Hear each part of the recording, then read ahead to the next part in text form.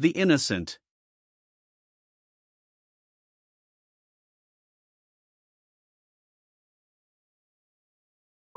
The innocent is the archetype of the pure, untested soul. It trusts the world completely.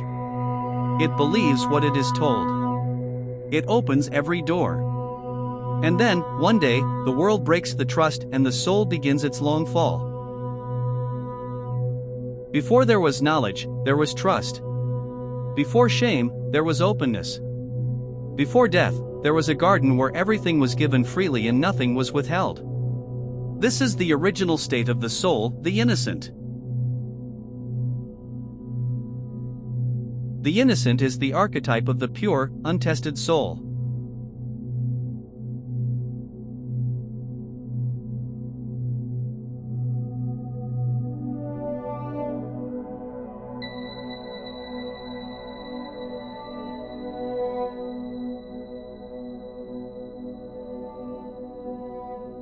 Eden before the fall. The garden where the soul lived before it knew it could die. Where every tree was food, every animal was friend, every question had an answer that was simply yes. The innocent does not yet know what it does not know. The fruit hung on the tree of knowledge. The serpent said, "You will not die. You will become as gods, knowing good and evil." The innocent reached. The innocent ate.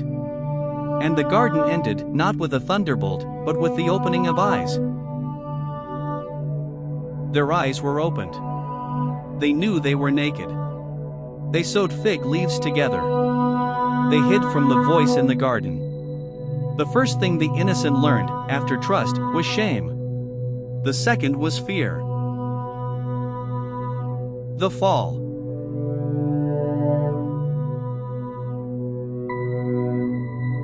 The fall is not the end. It is the beginning.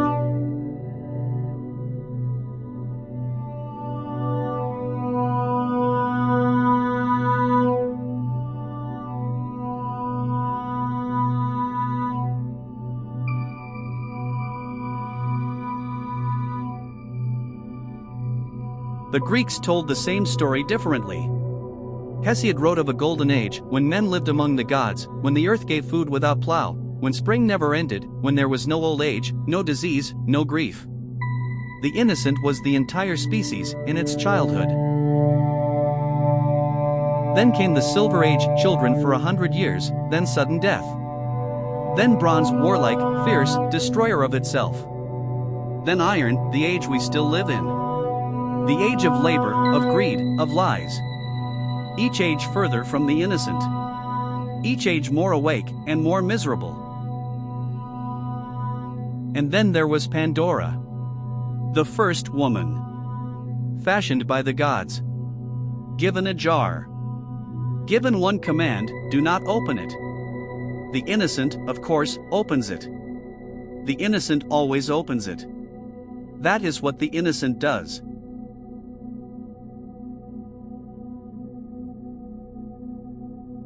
She opened the jar. Out came disease, sorrow, toil, greed, death, every evil that has haunted humanity since. All flew out into the world. Only one thing remained caught in the rim of the jar, unable to escape: hope. The innocent's last gift to itself.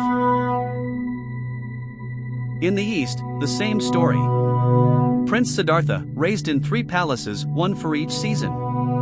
His father, warned by a prophecy, shielded him from all ugliness. No sickness. No old age. No death. The boy lived as the innocent 29 years of pure, untasted paradise. Then he went out. And he saw what no palace had shown him. An old man, bent and trembling. A sick man, crying in pain. A corpse being carried to the burning ground. And finally, a calm wanderer with begging bowl. 4 sights. The end of innocence. The beginning of the path. He left the palace.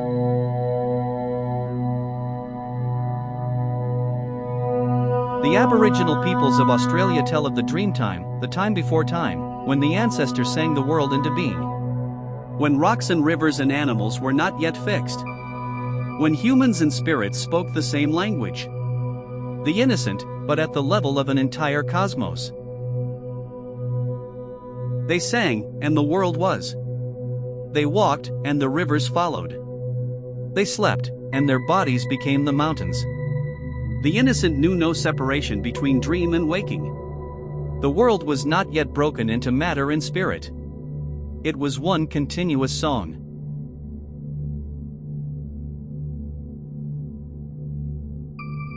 But the ancestors could not stay. They faded into stone. Their song became silence. The world hardened into matter, fixed into place. We were left alone, the first humans, with a memory of the song, but no voice to sing it. The innocent had become the orphan. Eden. The Golden Age. Dreamtime. 3 names for the same memory, the time before time. Every culture carries the wound of having lost its paradise. Every culture tells the story of how the innocent fell. The story is universal because the loss is universal. We carry the memory.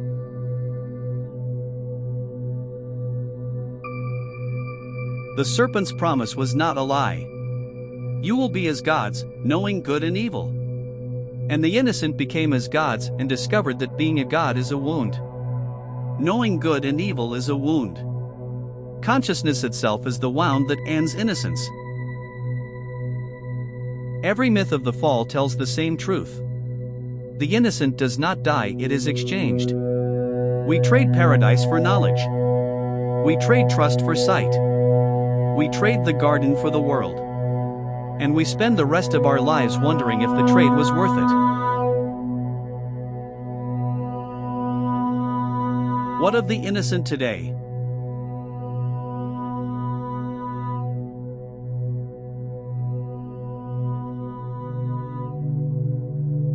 The first betrayal cuts deepest. It is the moment a child learns that the hand that feeds can also strike. That the voice that soothes can also lie. That the love that holds can also let go. After the first betrayal, the world becomes a question mark. And the soul never fully trusts an answer again. The gullible one. The one who still believes. The one who assumes that others mean what they say. The one who shakes hands without checking the other hand behind the back. The innocent, in the modern world, becomes a target. Predators can smell untested trust from miles away. Every cynic was once an innocent. The cold skeptic was once a child who believed everything. The manipulator was once the manipulated. The one who refuses to trust is the one who trusted once and paid for it. Cynicism is the scar tissue of murdered innocence. The friend who lied. The parent who broke a promise. The lover who said forever and meant for now. These are not catastrophes. They are the small daily falls from Eden. Each one closes a door that the innocent had assumed would always be open. I will never trust again.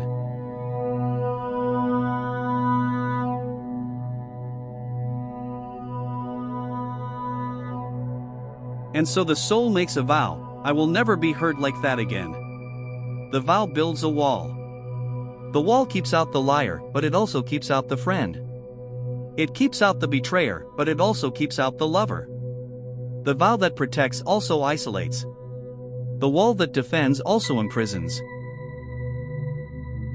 But there is another kind of innocent, the one who refuses to fall. The eternal optimist. The one who, after every betrayal, says, this time it will be different. The one who, after every broken heart, falls in love again. Some call this naivety. Some call this madness. Some call it the deepest wisdom of the soul. Inside every adult, there is a child.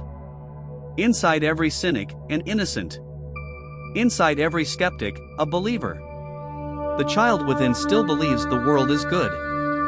Still hopes for the best. Still reaches for the hand. The work of adulthood is not to kill the child, it is to protect it without silencing it. The achievement of a positive, living relation to life itself.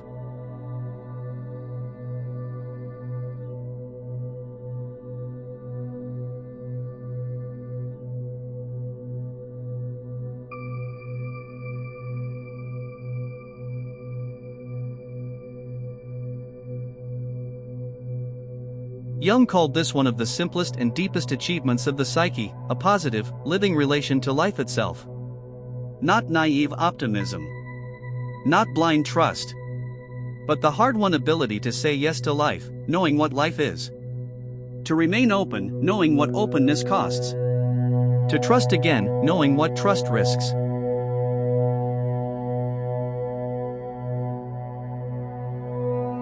The fall is sudden. The return is long. The innocent falls in a moment, a betrayal, a lie, a death. But the soul that has fallen can rise again. Not back to ignorance. Not back to paradise. But forward, to a place where trust is chosen with eyes open. To a place where yes is said, knowing the cost. The return is not a recovery of innocence. It is a choice to remain open in spite of what one knows. To trust not because one is naive, but because one has decided that mistrust is a slower death. To love not because love is safe, but because lovelessness is a slower death. The return is a daily act of courage. Love is the last innocence. To fall in love is to fall back into the garden. To say, I trust you with everything. I believe you. I open every door. The lover, in the first hours of love, is the innocent reborn. And the wound, when it comes, will be the first wound reborn. And then the wound.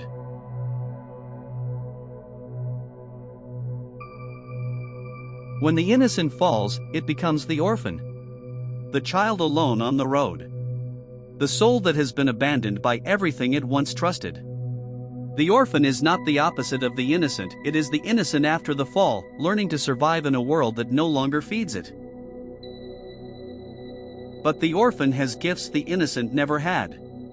The orphan knows hunger, and so can feed. The orphan knows cold, and so can warm. The orphan knows abandonment, and so can stay. The innocent trusted because it had never been betrayed. The orphan trusts because it has been betrayed, and chooses to trust anyway.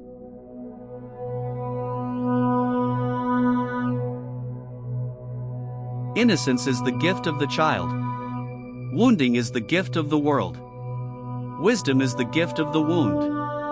The innocent that survives its fall does not return to ignorance, it becomes wise. And the wise soul, looking back, does not curse the fall. It thanks the fall for teaching it what paradise could not. Inside every adult who has fallen, there is a voice. Quiet, often drowned out. Often ignored. But there.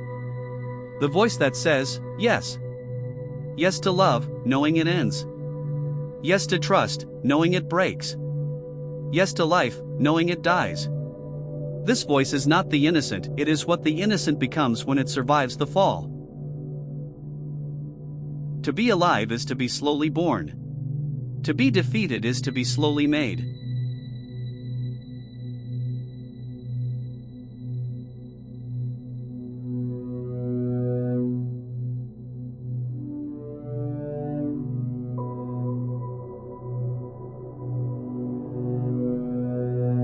This is the paradox. The innocent that survives the fall is more innocent than the innocent that never fell. The trust that has been broken and chosen again is stronger than the trust that was never tested. The yes that comes after the no is louder than the yes that was never contradicted. The choice is not whether to fall. We all fall. The choice is whether to remain open after the fall. Whether to harden into the cynic, or to soften into the wise. Whether to build the wall, or to leave the door open, knowing what walks through it. The innocent, in the end, is a choice. The innocent, having fallen, having been broken, having learned what the world is, chooses to trust anyway. This is what Jung meant. This is the soul's deepest achievement. Not the trust of the child who does not know. but the trust of the adult who does. The positive, living relation to life itself. And then the truth dissolved.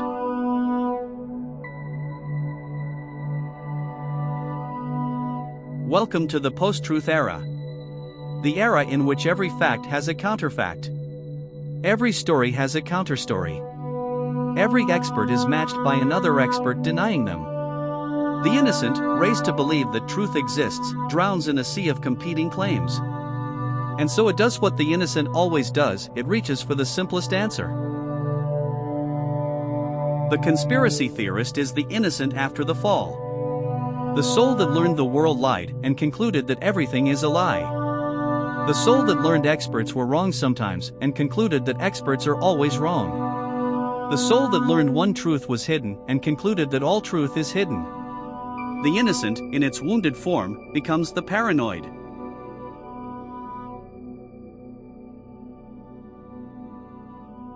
The world is too complex.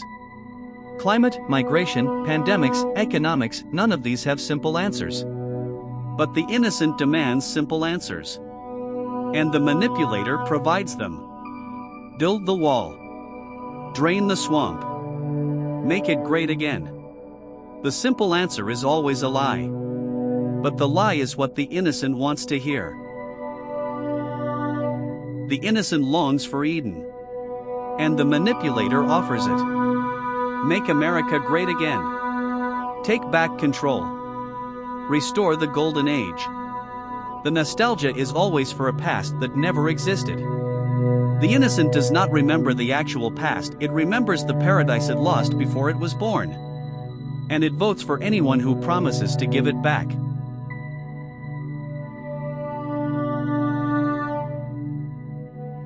The past was never the past we remember.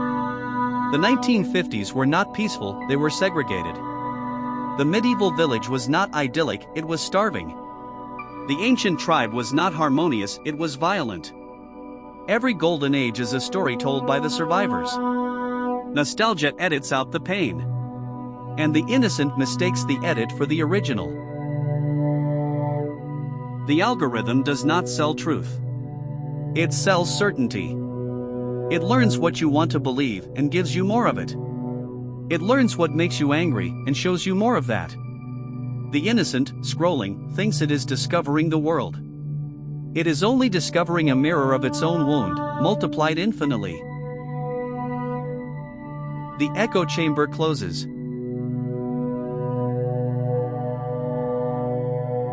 The ideal subject of totalitarian rule is not the convinced Nazi or the convinced communist, but people for whom the distinction between fact and fiction and the distinction between true and false no longer exist.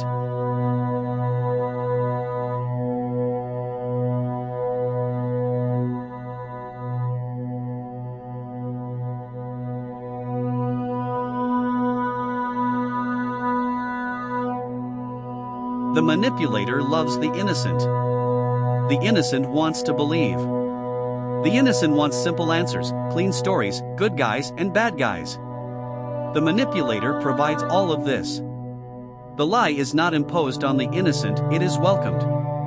The innocent needs the lie. The lie is the price of remaining innocent in a world that has already fallen. We were lied to.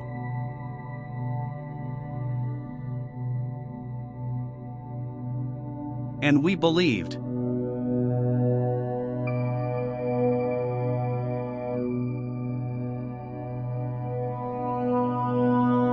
And then the story falls apart. The hero turns out to be a fraud. The villain turns out to be a victim. The war we supported was based on a lie. The product we bought was poison. The leader we cheered was a thief. The innocent, scrolling through the news, learns that everything it once believed was wrong. And it does not know what to believe instead. When two sides each have their own facts, their own experts, their own reality, conversation becomes impossible. Democracy becomes impossible. Society becomes impossible. The innocent, raised to believe that evidence settles arguments, watches in horror as evidence itself becomes a partisan weapon. The center does not hold. The post-truth soul is the loneliest soul in history. Surrounded by more voices than any human has ever been. More opinions. More facts. More experts. More stories. And yet utterly alone. Because the innocent in the post-truth world can no longer tell which voice to trust, including its own.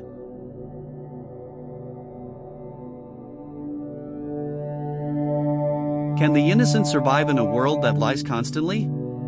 Can trust endure when every institution has been caught lying? Can yes be said to life when life itself, mediated by screens, has become a hall of mirrors? Or is the innocent, in the post-truth age, doomed to be always deceived, by one side or the other, but always by someone?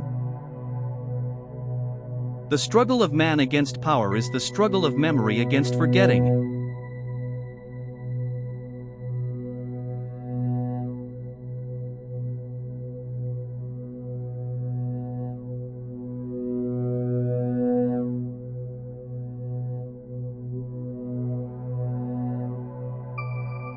And still we trust.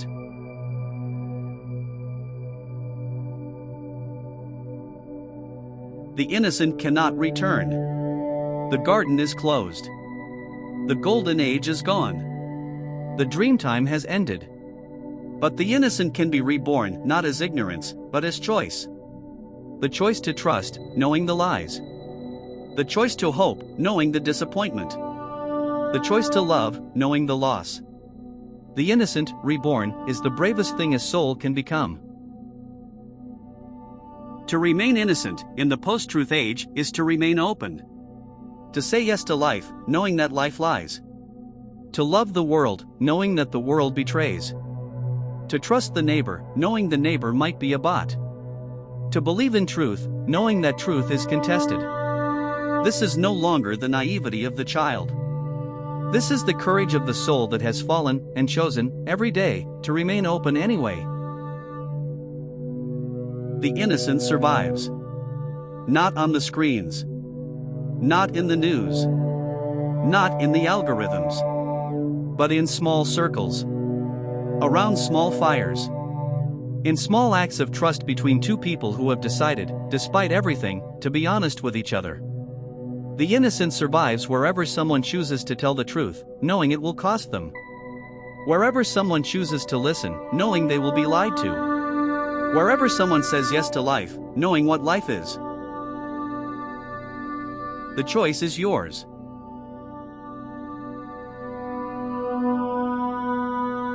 The garden was never gone. It was only hidden behind the wound, behind the cynicism, behind the noise. The garden is wherever a soul chooses to trust. Wherever a yes is said, knowing the cost. Wherever the innocent, having fallen, having been broken by the world, having learned what trust costs, chooses to trust anyway. The garden is not behind us. The garden is what we build, every day, with every choice to remain open. The innocent. The pure soul that fell. The trust that was broken. The yes that was silenced. Remember, the wound is not the end. The fall is the beginning. And the innocent, the real innocent, the one that has fallen and chosen to remain open, is the bravest thing the soul can become. The garden is not behind you. The garden is what you choose, every day, to build.